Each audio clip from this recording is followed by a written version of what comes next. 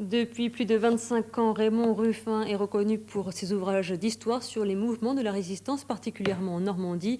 Sa région natale est encore au cœur de son dernier ouvrage, Léontine du Pays d'Auge. Mais là, l'époque est tout autre. Il s'agit cette fois d'un roman qui est en réalité une chronique familiale. Comme dans le livre, on tourne auprès de la tombe du célèbre chimiste Vauquelin pour arriver au caveau de famille. Ici, depuis un demi-siècle, repose Léontine. Ici, Raymond Ruffin vient saluer la mémoire de celle qui a guidé ses premières années. Elle était son arrière-grand-mère, elle lui a confié ses souvenirs, il en a fait la trame de son roman.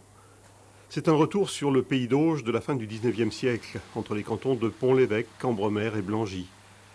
Un cadre forcément bouleversé, mais où subsistent la plupart des points de repère.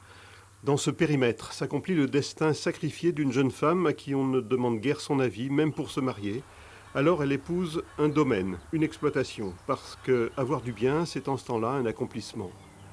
C'est par ailleurs une époque économiquement difficile où le travail est souvent pénible, mais dès sa prime jeunesse, Léontine a surtout été impressionnée par les élans de solidarité qui se manifestent lorsque survient un coup dur. On se chamaillait un petit peu peut-être pour des morceaux de terrain, mais par contre, dès qu'une calamité s'abattait, tout le monde faisait bloc. C'était ça le fait qui était remarquable de l'époque. Et ça existe beaucoup moins de nos jours, malheureusement.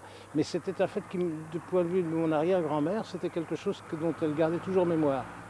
Le pays d'Auge va être endeuillé par la guerre de 14-18. Toutes les communes perdent de jeunes hommes. Léon Poètre, le deuxième mari de Léontine, est porté disparu en mai 1918.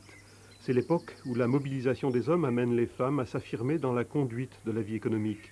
Mais pour Léontine, cet apprentissage avait commencé bien avant, lorsqu'elle avait dû pallier les absences et négligences de son premier époux. Au moment où, à la guerre de 14, où elle va être veuve pour la seconde fois, là, elle se retrouve dans une situation qu'elle connaît bien.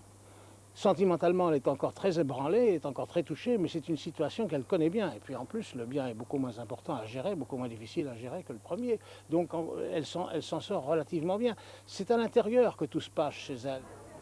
La sagesse de Léontine paraît tenir dans un propos lâché comme par lassitude. Des sous, il en faut bien pour subsister, mais pas jusqu'à en faire la gouverne du monde.